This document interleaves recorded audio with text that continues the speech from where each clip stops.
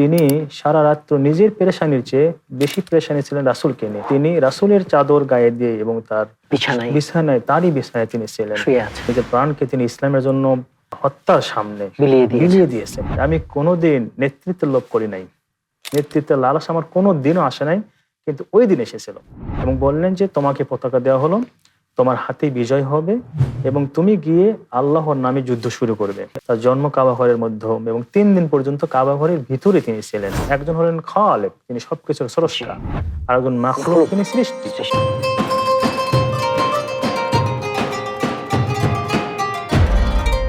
আসসালামু আলাইকুম ওয়া রাহমাতুল্লাহি ওয়া বারাকাতুহু। আলহামদুলিল্লাহি ওয়াহদা ওয়াসসালাতু ওয়াসসালামু আলা আবদিহিল মুস্তাবা আল মুস্তাফা ওয়া আলা আলিহি ওয়া সাহবিহি রাশাদা। প্রিয় দর্শক, আরডি প্রেজেন্টস দি ইসলামিক পডকাস্ট সিজন 2 থেকে স্বাগত জানাচ্ছি মাসুম বিল্লাহ বিন রেজা। আজ আমাদের সাথে হোস্ট হিসেবে রয়েছেন বিশিষ্ট ইসলামী চিন্তাবিদ, শিক্ষাবিদ, গবেষক, ওয়াইজ, মুহাদ্দিস শাইখ জাহিদ হাসান মাদানী। আসসালামু আলাইকুম ওয়া রাহমাতুল্লাহি ওয়া বারাকাতুহু। ওয়া আলাইকুম আসসালাম ওয়া রাহমাতুল্লাহি ওয়া বারাকাতুহু। শাইখ কেমন আছেন? সব আলহামদুলিল্লাহ। শাইখ আপনি ভালো আছেন? আলহামদুলিল্লাহ আমি ভালো আছি। শাইখ, আমরা এখানে মূলত ঘটনা থেকে শিক্ষা এভাবে আলোচনা করে থাকি। আজকে আলী রাদিয়াল্লাহু আনহু তার জীবনে কয়েকটা ঘটনা আলোচনা করব এবং সেখান থেকে আমরা কি শিক্ষা পাচ্ছি সেটা নিয়ে কথা বলবো। তো আলী রাদিয়াল্লাহু আনহুর সাথে হিজরতকালীন ঘটনা সম্পর্ক রয়েছে, সেটা জানবো এবারে ইনশাআল্লাহ। প্রতিদিনের পুষ্টির চাহিদা পূরণে পরিপূর্ণ আস্থায় আরডি ইউএইচটি মিল্ক, ভালোবাসার বিশুদ্ধতায়। বিসমিল্লাহির রহমানির রহিম। ইন্নাল হামদালিল্লাহ ওয়াস সালাতু ওয়াস সালামু আলা রাসূলিল্লাহ ওয়া আলা আলিহি ওয়া সাহবিহি ওয়া মান তাবিআহুম বিইহসানিন ইলা ইয়াউমিদ্দিন, আম্মা বা'দ। আলী রাদিয়াল্লাহু তাআলা আনহু তিনি ইসলামের চতুর্থতম তিনি খলিফা এবং তার পুরো জীবনটাই গিয়েছে সংগ্রামের মধ্য থেকে। বিশেষ করে সবচেয়ে কঠিনতম মুহূর্ত নবী মুহাম্মদ রাসূলুল্লাহ সাল্লাল্লাহু আলাইহি ওয়াসাল্লামের হিজরতের সময়, যে সময় তিনি নিজেকে কাফেরদের সামনে নিজেকে বিলিয়ে দিয়েছিলেন, এটি অত্যন্ত বড় একটি বিষয়, ত্যাগের বিষয়। এবং তিনি জানতেন যে পুরো বাড়ির আশেপাশে মক্কার কাফেররা ঘেরাও করে রেখেছে এবং রাসূলকে মারার জন্য তারা যাবতীয় ব্যবস্থাপনা করে পেতে আছে। সেই সময় তিনি স্বেচ্ছায় নবী মুহাম্মদ রাসূলুল্লাহ সাল্লাল্লাহু আলাইহি ওয়াসাল্লামের কাছে তিনি গেলেন এবং আল্লাহ রাসূল তাকে নিজের বিছানায়, এটি অত্যন্ত বড় একটি মর্যাদার বিষয়, নিজের বিছানায় তাকে বললেন তুমি এখানে থাকো, যাতে করে আমার কাছে যে আমানতগুলো রয়েছে তুমি সকালবেলা কাফেরদের কাছে তুমি পৌঁছে দিতে পারো। তো তিনি সেখানে থাকলেন এবং তার প্রেক্ষিতেই আল্লাহ কত রিস্কি, একদম মানে হত্যার মুহূর্তে এবং আল্লাহ তাআলা তার ব্যাপারে আয়াত নাযিল করলেন সূরা বাকারা 207 নম্বর আয়াত, ওয়া মিনান নাসি মান ইয়াশরি নাফসাহু ইবতিগা মারদাতিল্লাহ। মানুষের মধ্যে কিছু মানুষ রয়েছে যারা নিজের প্রাণকে বিলিয়ে দেয় আল্লাহর সন্তুষ্টির জন্য। এবং ফেরেশতা জিবরাইল আলাইহিস সালাম তিনি অন্যান্য ফেরেশতাকে বলছেন, তোমরা কি দেখেছো আলী বিন আবি তালেবকে, যে নিজের জীবনকে তুচ্ছ জ্ঞান করেছে আল্লাহ সন্তুষ্টির জন্য। এবং আল্লাহ তাআলা আমাদের সামনে তাকে নিয়ে বড়াই করছেন যে দেখছো আমার বান্দাকে, যাদেরকে তোমরাই সৃষ্টি করতে নিষেধ করেছিলে, আজকে দেখো আমার জন্য, ইসলামের জন্য নিজের জীবনকে তিনি একদম হত্যাযোগ্য, হত্যার কাছাকাছি তিনি দিয়ে দিয়েছেন, তিনি জানতেন। তো নবী মুহাম্মদ রাসূলুল্লাহ সাল্লাল্লাহু আলাইহি ওয়াসাল্লাম তাকে রেখে তিনি হিজরতে চলে গেলেন এবং তিনি সারা রাত্র নিজের পেরেশানির চেয়ে বেশি পেরেশানি ছিলেন রাসূলকে নিয়ে, যে আমার রাসূল কিভাবে গেলেন, তিনি পৌঁছেছেন কিনা, কোনো বিপদ তার আসলো কিনা। তো পুরা রাত্রে এইভাবে থাকলেন এবং মক্কার মুশরিকরা তারা ঘেরাও করে রাখলো এবং তারা যখন হত্যা করতে গেল দেখলো তো তিনি নবী মুহাম্মদ রাসূলুল্লাহ সাল্লাল্লাহু আলাইহি ওয়াসাল্লাম নয়, বরং আলী বিন আবি তালিব। এটা হতে পারতো তাকে জিজ্ঞাসা করা ছাড়াই হত্যা করতে পারতো, দেখা ছাড়াই, যেহেতু তিনি রাসূলের চাদর গায়ে দিয়ে এবং তার তারই বিছানায় তিনি ছিলেন। তো নিজের প্রাণকে তিনি ইসলামের জন্য মানে একদম হত্যার সামনে বিলিয়ে দিয়েছেন। এখান থেকে আমাদের বেশ কিছু শিক্ষা রয়েছে। যদি আমাদের তাওয়াক্কুল, যদি আমাদের ভরসা, ঈমান যদি মজবুত হয়, পৃথিবীর কোনো বিপদ আমাদের কাছে বিপদ না, যদি আমি আল্লাহর প্রতি ভরসা করতে পারি। এই করার মতো এই কাজটা কিন্তু অন্য কোনো সাহাবী এই মর্যাদা পান নাই যে মর্যাদা তিনি পেয়েছেন। রাসূলের বিছানায় রাসূলের চাদর গায়ে দিয়ে এবং রাসূলের জায়গায় তিনি অবস্থান করেছিলেন। আমরা এটা বলতে পারি যে তার যে মর্যাদা, বিশেষ করে আল্লাহর প্রতি তার যে ভরসা, আল্লাহর প্রতি তার ঈমান, তার ইয়াকিন, যেটার জন্য তিনি মর্যাদার অধিকারী হয়েছেন, পাশাপাশি বিপদ থেকে আল্লাহ তাকে হেফাজত করেছেন, রক্ষা করেন। আমরা যত বড় বিপদে পড়ি না কেন, যদি আমাদের ঈমান ঠিক থাকে, আমাদের ইয়াকিন ঠিক থাকে, আল্লাহর প্রতি প্রকৃত ভরসা থাকে, ওই রব আমাদেরকে যাবতীয় বিপদে তিনি সেভ করবেন, যেহেতু তিনি খায়রুল হাফিজিন, সবচেয়ে বড় হেফাজতকারী। আমাদের যথেষ্ট হয়ে যাবেন, যথেষ্ট হয়ে যাবেন। আল্লাহ তাআলা বলেছেন এটা, যে ওয়া ইয়াত্তাকিল্লাহা ইয়াজআল লাহু মাখরাজা, মাখরাজা, যে ব্যক্তি আল্লাহকে ভয় করে যাবতীয় বিপদ থেকে বের করার রাস্তা আল্লাহ বের রাস্তা করে দেন। আল্লাহ তার জন্য বের করে দেন। তো সেই সুবহানাল্লাহ। ভরসা পুরোপুরি ছিল আলী রাদিয়াল্লাহু আনহুর আল্লাহর প্রতি। এবং আমরা দেখছি এখানে রাসূলুল্লাহ সাল্লাল্লাহু আলাইহি ওয়াসাল্লাম আমানতের ব্যাপারে কতটা সতর্ক ছিলেন। এটাও একটা এই অনেক সময়ে বড় তিনি- পয়েন্ট। যারা তাকে হত্যা করতে চায়, সুযোগ খুঁজছে, তিনি কিন্তু তাদের তার আমানতগুলো আমানতগুলো কিভাবে ফিরিয়ে বুঝিয়ে দেওয়া দিয়ে যায়, যাচ্ছেন। বুঝিয়ে দেওয়া যায়, সেজন্য আরেকটা মানুষকে মানে প্রাণের নিযুক্ত করে হুমকি দিচ্ছেন। দিয়েছেন। এটা একটা বড় শিক্ষা আমাদের এখান থেকে, যে মানুষ আমার সাথে শত্রুতা করতে পারে, কিন্তু আমি এই মানুষের হকগুলো কোনোভাবে আমার আমানতে খেয়ানত করবো না। খেয়ানত করা যাবে না। অন্য হাদিস আল্লাহ এটাকে মুনাফিকের একটা আলামতও আলামতও বলেছেন। বলেছেন। জি। আমাদের হয়তো আমরা যে পজিশনে থাকি না কেন, আমরা কেউ নেতা হতে পারি, আলেম হতে পারি, কিন্তু মানুষের আমানত যদি থাকে, সেটা আমার প্রাণ যে অবস্থায় থাকুক না কেন, সেটা আদায় করে দিতে হবে। আদায় করে দিতে জি, হবে। যে রাসূলের শিক্ষা। এবং আলী রাদিয়াল্লাহু আনহু যিনি নিজের প্রাণকে বাজি রেখে তিনি আমানত মানে আদায়ের ব্যাপারে খুব সোচ্চার ছিলেন। সুন্দর বলেছেন, আমরা শিক্ষাগুলো কাজে লাগাবো ইনশাআল্লাহ। আলী রাদিয়াল্লাহু আনহুর সাথে খায়বারের একটা ঘটনা আছে, যুদ্ধের ঘটনা, সেটা জানবো ইনশাআল্লাহ। ইন্নাল হামদুলিল্লাহ ওয়াসসালাতু ওয়াসসালামু আলা রাসূলিল্লাহ ওয়া আলা আলিহি ওয়া সাহবিহি ওয়া মান ওয়ালা। এখানেও নবী মুহাম্মদ রাসূলুল্লাহ সাল্লাল্লাহু আলাইহি সাল্লাম যখন খয়বারে তিনি গেলেন এবং কাফেরদেরকে অবরোধ করলেন, বিশেষ করে ইহুদিদেরকে। তো অনেকদিন যুদ্ধ চললো, কিন্তু তাদের বিজয় হচ্ছিল না কোনো পক্ষেরই। তো সাহাবাগণ পেরেশান হয়ে গিয়েছেন, যে কারণ তাদের দুর্গ ছিল অনেক উঁচা, খায়বারে মজবুত, যারা গিয়েছেন মদিনায়, তো অনেক উঁচা, এখন পর্যন্ত সেটার অস্তিত্ব রয়েছে। তো সেখানে ওঠাও যাচ্ছিল না, ওপর থেকে তারা তীর নিক্ষেপ করে, এবং তাদের বড় গেট রয়েছিল ফটক, যেটাকে ভাঙতে কেউ পারছিল না। তো আল্লাহ রাসূল সাল্লাল্লাহু আলাইহি সাল্লাম, জি দুর্গ ছিল, তিনি এমন একটি শব্দ বললেন যে লাউ আতিয়ান্না রায়াতা রাজুলান গাদান রাজুলান ইউহিব্বুহুল্লাহু ওয়া রাসূলুহু ওয়া ইউহিব্বুল্লাহ ওয়া রাসূলুহু। তিনি বলেন, আগামীকাল বিজয় পতাকা এমন লোকের হাতে আমি প্রদান করব, যাকে আল্লাহ এবং তার রাসূল ভালোবাসে, এবং তিনিও আল্লাহ এবং তার রাসূলকে ভালোবাসেন। মানে কত বড় সার্টিফিকেট রাসূলের পক্ষ থেকে, সম্মানের জায়গা, রাসূলের মুখ থেকে কোথায় আসছে। সাহাবী ওমর বিন খাত্তাব বলছেন, আমি কোনোদিন নেতৃত্বের লোভ করি নাই, নেতৃত্বের লালস আমার কোনো দিনও আসে নাই, কিন্তু ওই দিন এসেছিল সম্মানের জন্য, যে আল্লাহ এবং রাসূল তাকে ভালোবাসেন, তিনিও ভালোবাসেন, এই যে মর্যাদা। তো সারা রাত্রে এইভাবে চলে গেল, তার হাতে বিজয় হবে, বিজয় হবে, জি বিজয় হবে খয়বার, এইভাবে চলে গেল। এরপর আপনার পরের দিন সকালবেলা সবাই মোটামুটি প্রস্তুতি নিয়ে আসছে, যে আজকে মনে হয় যে আমাকে এটা দিবে। আল্লাহ রাসূল বললেন যে আইন আলী ইবনে আবি তালেব, আলী বিন আবি তালেব কোথায়? তো সবাই বললো তিনি তো অসুস্থ, তার চোখে ফোঁড়া উঠেছে, চোখে অসুস্থ তিনি। আল্লাহ রাসূল বললেন তাকে ডেকে নিয়ে আসো। ডেকে নিয়ে আসা হলো, তিনি তার থুতু মোবারক দিলেন, চোখ ভালো হয়ে গেল এবং সুস্থ লাভ করলেন, এবং বললেন যে তোমাকে পতাকা দেওয়া হলো, তোমার হাতে বিজয় হবে, এবং তুমি গিয়ে আল্লাহর নামে যুদ্ধ শুরু করবে। তো এই যে বিজয় হয়েছিল, এবং অনেক বর্ণনা এসেছে যে তিনি আল্লাহ তাআলা তাকে এত শক্তি দিয়েছিলেন ওই মুহূর্তে, যেটা আপনার মানে শত শত মানুষের সেই শক্তি ছিল না, চিন্তা করা যায় না। এবং এই যে একটা মর্যাদা, এবং তার হাতেই যারা বিজয়, তাদের দুর্গ পতন হয়, এবং আল্লাহ তাআলা তার হাতেই তার মাধ্যমে বিজয় দান করেন।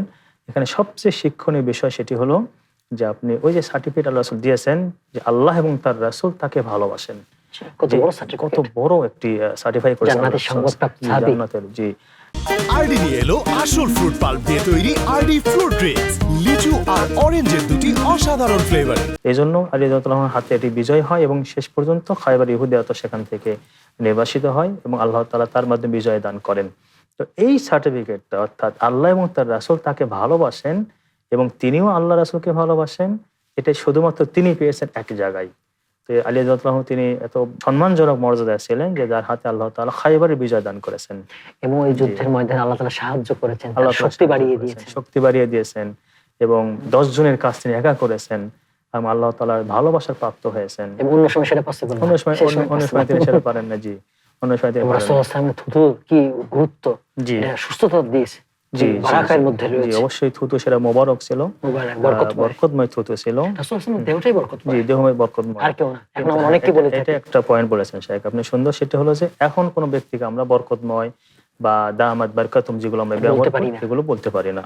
শুধুমাত্র রাসূল সাল্লাল্লাহু আলাইহি ওয়াসাল্লাম তিনি তার বডি, তার থুতু, তার ঘাম এগুলো বরকতময় ছিল।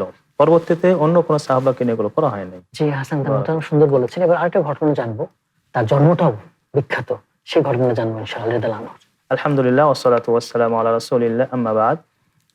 বিখ্যাত সাহাবী আলী রাদিয়াল্লাহু তাআলা আনহু, তার মা ফাতেমা বিনতে আসাদ, তিনি তার সন্তানের পেটে একদম শেষ মুহূর্তে 9 মাসের পরে তাকে নিয়ে কাবা তওয়াফ করছিলেন। তো কাবা তওয়াফরত অবস্থায় তার তীব্র ব্যথা ওঠে, সন্তানের প্রসব বেদনা ওঠে। যেহেতু বাড়িঘরগুলো একটু দূরে ছিল এবং তাকে নিয়ে যাওয়াটাও খুব সম্ভব ছিল না সেই সময়, তো লোকেরা তাকে ধরে কাবা ঘরের অভ্যন্তরে নিয়ে গেল। এটি একটি মহা ঘটনা আমি মনে করি, বিরল ঘটনা। যাওয়ার পরে সেখানে সাহাবী আলী বিন আবি তালেব রাদিয়াল্লাহু তাআলার জন্ম হলো এবং 3 দিন পর্যন্ত টানা তিনি কাবা ঘরের মধ্যে ছিলেন। সুবহানাল্লাহ, এটি কত সৌভাগ্যের একটি বিষয়। তার জন্ম কাবা ঘরের মধ্যে এবং 3 দিন পর্যন্ত কাবা ঘরের ভিতরে তিনি ছিলেন। এবং সেখান থেকে মানুষরা তো অনেক কথা বলল যে মাশাআল্লাহ কত সৌভাগ্য তার, যে তার জন্মটা হয়েছে কাবা ঘরের মধ্যে। এজন্য তিনি অন্যান্য মানুষেরা তাকে খুব সম্মান করতেন যে আপনার জন্মটার ঘটনাটা বিরল ঘটনা, আল্লাহর ঘরে অভ্যন্তরে আপনার জন্ম। তো এটি আমরা মনে করি যে তিনি যেহেতু পরবর্তীতে সবচেয়ে প্রথম যে ছোট বালক ইসলাম গ্রহণ করেছেন, এটা একটা সৌভাগ্য। এবং এটি মনে করি আমরা ওই ঘটনার কিছুটা প্রভাব সেখানে পড়েছে যে সবচেয়ে কনিষ্ঠ বালক, কেউ বলেছেন 8 বছর, কেউ বলেছেন 9 বছর, এই বয়সে তিনি ইসলাম গ্রহণ করেছেন। এটাও আমরা মনে করি যে ওই যে জন্মের একটা প্রভাব একটি সেখানে পড়েছে এবং তিনি খুব ছোটতেই ইসলামে দীক্ষিত হয়েছেন এবং ইসলাম ধর্ম গ্রহণ করেছেন। জামাইও হয়েছেন, জামাইও হয়েছেন, জি, এবং জান্নাতের সর্দারের বাবা, জান্নাতের নারীর সর্দারের স্বামী, জি জি, অনেক নিজেও শাহাদাত লাভ করেছেন, অনেক দিক থেকে জান্নাতি সংবাদ প্রাপ্ত, কতগুলো দুনিয়াতে জান্নাতের সুসংবাদ তিনি পেয়েছেন, কতগুলো সার্টিফিকেট। এটা আমরা মনে করি জন্ম যে আল্লাহ তাআলার পক্ষ থেকেই বিশেষ একটি ইঙ্গিত ছিল তার জন্য, যে তার জন্মটা হয়েছিল কাবা ঘরের অভ্যন্তরে এবং মানুষের বলাবলি করতো যে আপনি বিরল একটি সম্মানের অধিকারী হয়েছেন। পরবর্তীতে যে এই বিষয়গুলো আপনি বললেন সবগুলো তার সাথে তিনি কাছে বেড়ে ওঠা। প্রতিদিনের পুষ্টির চাহিদা পূরণে পরিপূর্ণ আস্থায় আরডি ইউএইচটি মিল্ক, ভালোবাসার বিশুদ্ধতায়। তার সাথে থাকা এবং তার শিক্ষায় দীক্ষিত হওয়া একদম ছোট থেকেই, সেইভাবে তিনি 8 বছর 9 বছর বয়সে তিনি কালেমা শাহাদাত পাঠ করে ইসলাম গ্রহণ করেন। এটি অন্য সাহাবাগণ সেই সৌভাগ্য অর্জন করেন নাই, যদিও কেউ কেউ বলেন যে সাহাবী হাকিম বিন হিজাম তিনি করেছিলেন। কিন্তু প্রসিদ্ধ ঘটনা আলী বিন আবি তালেবের ব্যাপারে রাদিয়াল্লাহু আনহু, তার জন্মটা হয়েছিল কাবা ঘরের অভ্যন্তরে এবং বিশেষ বিশেষ কঠিন মুহূর্তে রাসূল সাল্লাল্লাহু আলাইহি ওয়াসাল্লাম তার উপর আস্থা রেখেছেন। এখনো যদি কেউ আপনার ইসলামকে বুঝতে চায়, আল্লাহ তাআলা তাকে সাহায্য করবেন এবং দুনিয়াতেও আল্লাহ তাআলা তাকে বিভিন্নভাবে সম্মানিত করবেন। হাদিসের কথা বলছেন, মুসা আসলাম হারুন আসলামের উদাহরণ দিয়েছেন। জি, এটাও বলেছেন যে আল্লাহ রাসূল বলেছেন যে মুসা আলাইহিস সালামের কাছে যেভাবে ছিল তার ভাই হারুনের মর্যাদা, আলী তোমার মর্যাদা আমার কাছে সেইভাবে, তবে আমার পরে কোনো নবী আসবে না। এটাও একটু বিরল, ক্লিয়ার করে দিয়েছেন যে কোনো নবী আসবে না। পরবর্তীতে অনেক দাবি করতে পারে, শিয়ারা এখন অনেক কিছু দাবি করছে এবং আমাদের দেশেও যে কাদিয়ানী যারা বলছে গোলাম মোহাম্মদ কাদিয়ানী নবী, এগুলো আল্লাহ বলে দিয়েছেন আমার পরে কোনো নবী আসবে না। যারা দাবি করবে সবাই মিথ্যাবাদী। যেহেতু যদি কেউ হয়তো অমর হয়তো, অথবা আল্লাহ রাসূল বলেছেন যে আলী বিন আবি তালেব তিনি হারুনের মতো, তারপরও বলেছেন যে আমার পরে কোনো নবী আসবে না। জি, ইসলামিষ্ট বলেছেন। হাসান দামতান সুন্দর বলেছেন। আল্লাহ তাআলার একটা ঘটনা রয়েছে, পুড়িয়ে মারা কিছু লোককে তাকে আল্লাহ বলার কারণে, এই ঘটনাটা জানবেন ইনশাআল্লাহ। সহিহ বুখারীতে এসেছে রাসূল সাল্লাল্লাহু আলাইহি সাল্লামের তিরোধানের পরে কিছু মানুষ তার ব্যাপারে খুব অতিরঞ্জিত করা শুরু করলো, বাড়াবাড়ি করা শুরু করে দিল এবং কিছু মানুষ এই দাবি করলো যে ইন্নাল্লাহা কদ হাল্লা ফি আলী, যে আল্লাহ তাআলা ঢুকেছেন আলী রাদিয়াল্লাহু তাআলার মধ্যে। নাউযুবিল্লাহ। যেভাবে এখনো এই কথা অনেকেই বলে যে শিয়াদের একটা অংশ বলে, জি, শিয়াদের অংশ বলে। আমাদের অনেক ভাই হয়তো না জেনে বলে যে মুমিনের কলব আল্লাহ তাআলার আরশ, মুমিনের কলব আল্লাহর আরশ, এই কথাগুলো বলে যে আল্লাহ তাআলা আমার মধ্যে ঢুকে আছেন বা আমার মধ্যে আল্লাহর গুণ রয়েছে। তো তার সময় কিছু মানুষ এই দাবি করলো যে আল্লাহ তাআলা প্রবেশ করেছেন আলীর মধ্যে। যেভাবে সেম কথা এখন বলে আপনার খ্রিস্টানরা যে আল্লাহ তাআলা ঢুকেছেন ঈসা আলাইহিস সালামের মধ্যে, তারা তার ইবাদত করে, তাকে সেজদা করে। এখনো যারা আপনার শিয়া, বিশেষ করে রাফিজি শিয়া, তাদেরও বিষয়টি এরকমই। তারাও দাবি করে যে আলী রাদিয়াল্লাহু আনহু তিনি বিশেষ ইলাহি গুণ সম্পন্ন ছিলেন। নাউযুবিল্লাহ। এজন্য যখন এই দাবি করা হলো তখন তিনি সাহাবাদেরকে ডাকলেন, ডাকার পর পরামর্শ করলেন যারা কি বলে, আমাকে আল্লাহ পর্যায়ে নিয়ে গিয়েছে, আমি তো একজন মাখলুক, আমি সৃষ্টি, আর কোথায় তিনি স্রষ্টা। তারপর তিনি সেই লোকদেরকে ডেকে যারা এই দাবি করেছিল তওবা করতে বললেন। যখন তারা সেই তওবা করতে অস্বীকৃতি জ্ঞাপন করলো, তিনি তাদেরকে পুড়িয়ে মেরেছিলেন যাতে করে তাদের চিহ্ন না থাকে, কারণ চিহ্ন থাকলে পরবর্তীতে সেখানে গম্বুজ নির্মাণ হবে, সেখানে কবর পাকা করা হবে, জি জি সেখানে এবাদতগাহ হয়ে যাবে, এজন্য তিনি মাজার হয়ে যাবে। মাজার হয়ে যাবে, যেটা আমাদের দেশে আমরা দেখি যে অনেকেই দাবি করে যে গায়েব জানে, অবশ্য গায়েবের একমাত্র খবর আল্লাহ তাআলার আল্লাহ কাছে। তাআলা, আর কেউ না। অনেকেই বলেন যে আমি পৃথিবী পরিচালনা করি, আমার হাতে আসলে অনেক কিছু আমি করতে পারি, নাউযুবিল্লাহ। নাউজুবিল্লাহ, সব আল্লাহ তাআলার হক। তো তিনি সেই সময়, আমরা যদি এরকম হইতাম, অনেক সময় দেখা যায় যে আমার প্রশংসা করলে আমি অনেক খুশি, খুশিতে গদগদ খুশিতে গদগদ করি যে আমার প্রশংসাটা সত্যি হোক অথবা মিথ্যা হোক, মিথ্যা হোক। অনেক খুশি হয়ে যায়। কিন্তু তিনি তা করেন নাই, বরং তিনি আল্লাহ তাআলার হককে সংরক্ষণ করেছেন, যে শিরকটাকে দূর করেছেন, শিরককে দূর উৎপাদন করেছেন, ঘটিয়েছেন। মূলোৎপাটন করেছেন, যে আমাকে নিয়ে অতিরঞ্জিত করা যাবে না। কারণ দুনিয়াতে শিরিকটা এসেছে মানুষের নিয়ে অতিরিক্ত বাড়াবাড়ি করার কারণে, জি, ছবির জি। কারণে, ভাস্কর্যের কারণে, মূর্তির কারণে, মাজারের কারণে, এগুলোর কারণে শিরিক এসেছে। তো জি, তিনি সেই জি। পথকে বন্ধ করে বন্ধ দিয়েছেন। করে দিয়েছে। এবং যারাই দাবি করেছে তিনি সকলকে নিয়ে তওবা করতে যখন বলেছেন, তওবা করে নাই, তাদেরকে সকলকে তিনি সাহাবাদের সময় তিনি পুড়িয়ে মেরে ফেলেছেন, শিরিকের পথকে তিনি বন্ধ করে দিয়েছেন। এখান থেকে শেখ আমাদের বেশ কিছু শিক্ষা আছে, জি তার মধ্যে সবচেয়ে গুরুত্বপূর্ণ শিক্ষা, আজকেও যদি কেউ দাবি করে যে আমি গায়েব জানি, আমি অনেক কিছু করতে পারি, আমি ফু দিয়ে পেটের সন্তানকে ছেলে থেকে মেয়ে করতে পারি, মেয়ে থেকে ছেলে করতে পারি, নাউযুবিল্লাহ। নাউজুবিল্লাহ, যেগুলো আল্লাহর কাছে আমি রিজিক দিতে পারি, বা নবী সাল্লাল্লাহু আলাইহি ওয়াসাল্লাম শিরক আকবর দাবি করে। হ্যাঁ, বড় বড় শিরকের কথা, নবী সাল্লাল্লাহু আলাইহি ওয়াসাল্লাম গায়েব জানে, বা আমাদের মাহফিল উপস্থিত হয়, এগুলো সব হচ্ছে হাজির নাজির একমাত্র আল্লাহ, আল্লাহ তাআলা, আর কেউ না। আর কেউ না। অন্য কাউকে যে স্থানে বসায়, তো তিনিও শাস্তিযোগ্য হবেন, যদিও শাস্তি শাস্তিযোগ্য। সরকার দেবে, সে দায়িত্ব আমাদের না। আমাদের না, কিন্তু আলী রাদিয়াল্লাহু আনহু তিনি আমাদের বলার কাজ বলে দিন। বলার কাজ, আমাদের বলার কাজ, তিনি সেই শাস্তি দিয়েছেন এবং বুঝিয়ে দিয়েছেন যে স্রষ্টাকে স্রষ্টার জায়গায় এবং সৃষ্টিকে সৃষ্টির সৃষ্টির জায়গায় রাখতে হবে, কাউকে কারোর সাথে মিশান যাবে না।